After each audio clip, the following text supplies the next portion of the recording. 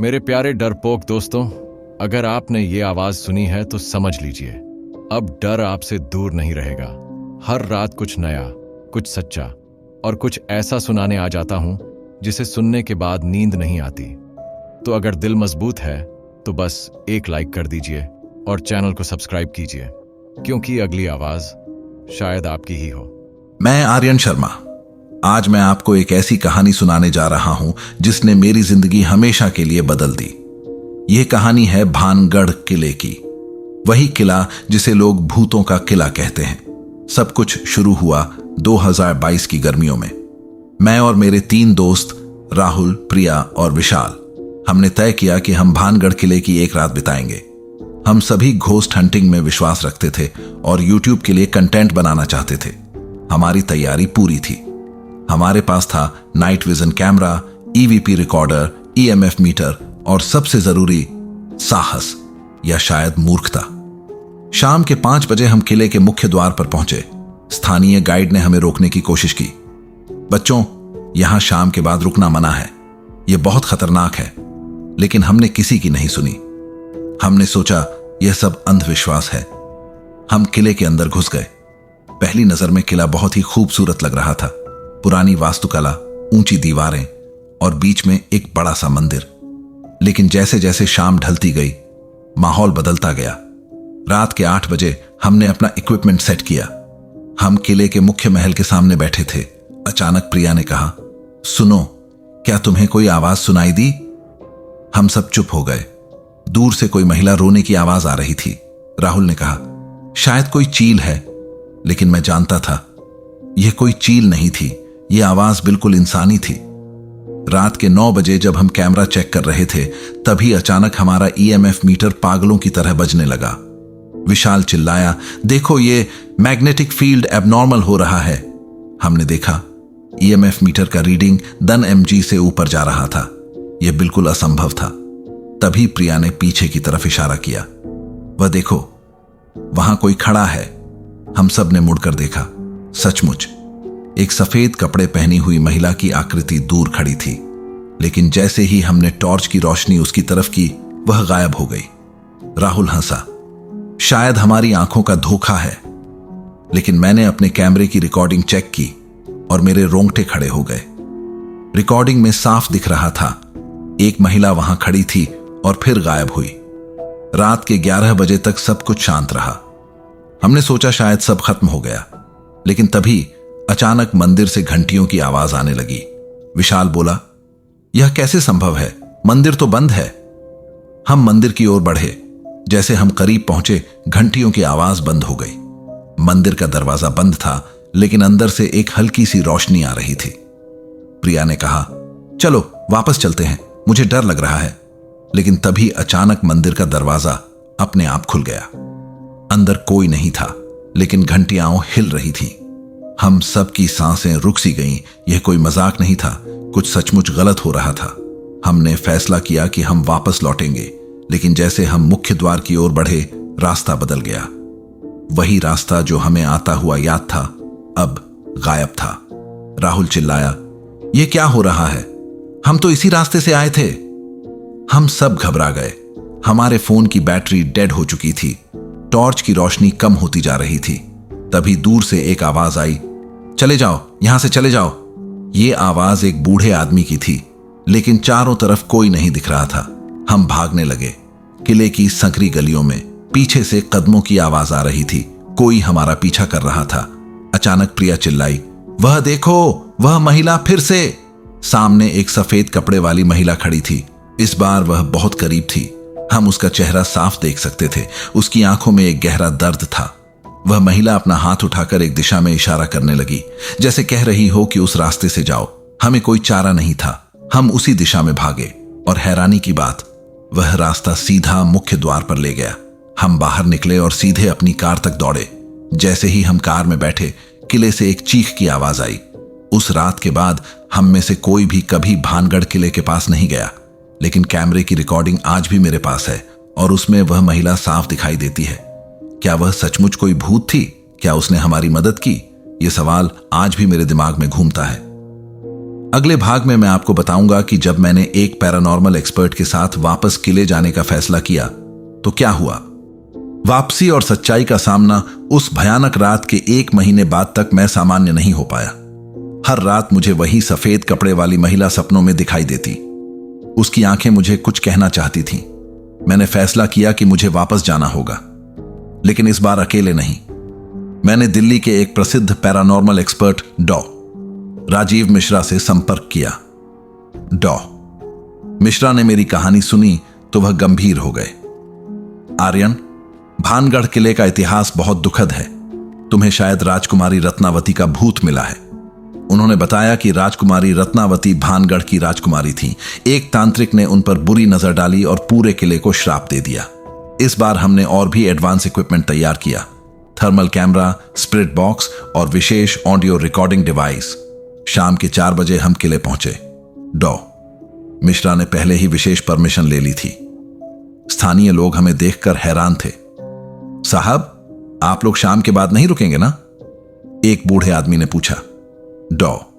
मिश्रा ने कहा, हमें कुछ रिसर्च करनी है। हम सीधे उस मंदिर की ओर गए जहां पिछली बार घंटियां बजी थी। डॉ. मिश्रा ने मंदिर के बाहर कुछ मंत्र पढ़े।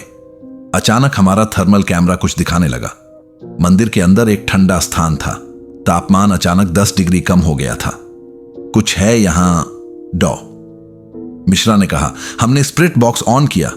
पहले तो कुछ नहीं हुआ, फिर अचानक एक आवाज आई, मेरी मदद करो।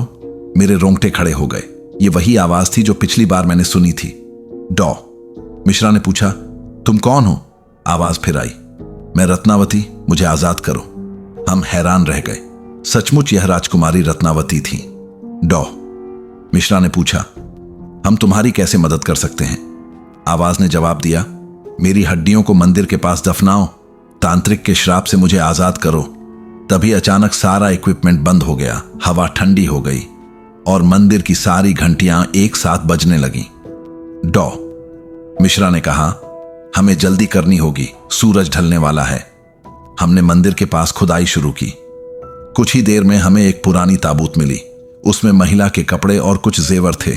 लेकिन तभी अचानक आसमान में बादल छा गए, बिजली चमकने लगी और एक डरावनी हंसी गूंजने लगी। डॉ. मिश्रा चिल्लाए, यह तांत्रिक की आत्मा है, वह हमें रोकना चाहता है। हमने ताबूत निकाला और उसे मंदिर में रख दिया। डॉ. मिश्रा ने विशेष मंत्र पढ़े। तभी एक भयानक चीख सुनाई दी और सब कुछ शांत हो गया। हवा का तापमान सामान्य हो गया। इक्विपमेंट फिर से चालू हो गया। स्पिरिट बॉक्स से आखिरी आवाज आई, धन्यवाद, अब मैं आजाद हूं। हमने ताबूत को उचित रीति से दफनाया। उस रात के बाद भानगढ़ किले में कुछ बदल गया था। 1 हफ्ते बाद जब हम वापस गए तो स्थानीय लोगों ने बताया कि किले में अब वो डरावनी आवाजें नहीं आती। लेकिन कहानी यहीं खत्म नहीं हुई।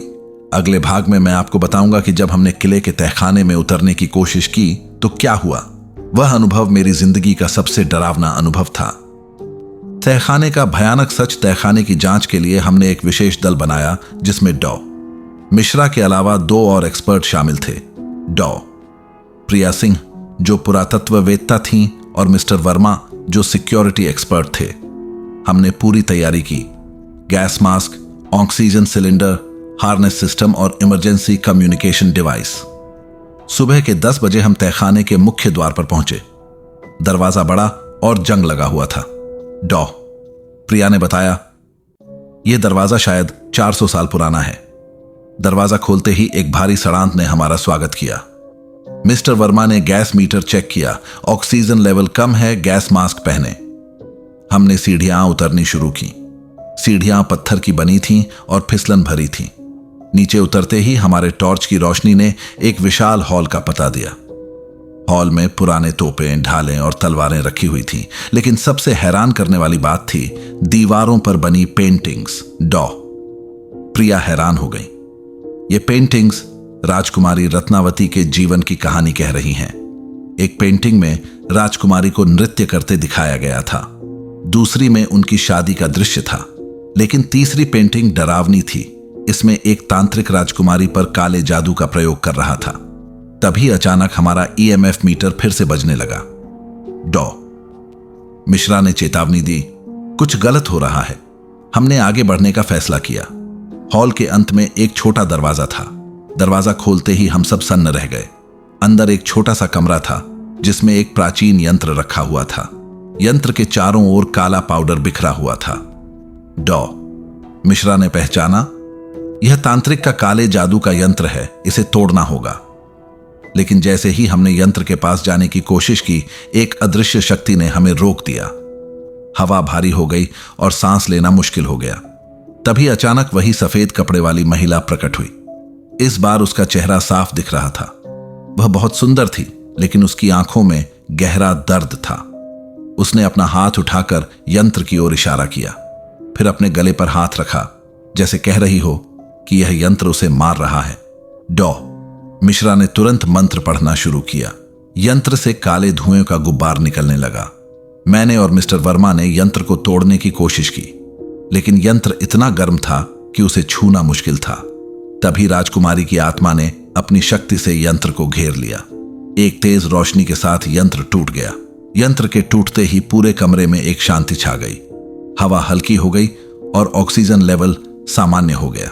राजकुमारी की आत्मा ने एक बार फिर हमारी तरफ देखा और मुस्कुराई, फिर धीरे धीरे गायब हो गई। डॉ प्रिया ने कहा, हमने इतिहास बदल दिया है, अब राजकुमारी को सच्ची शांति मिलेगी। लेकिन जैसे हम बाहर निकलने वाले थे, हमने एक और दरवाजा देखा। यह दरवाजा लोहे का बना हुआ था और उस पर अजीब निशान बने हुए थे। मिस्टर वर्मा ने कहा, यह दरवाजा अंदर से बंद है, लगता है कोई रहस्य और छुपा है।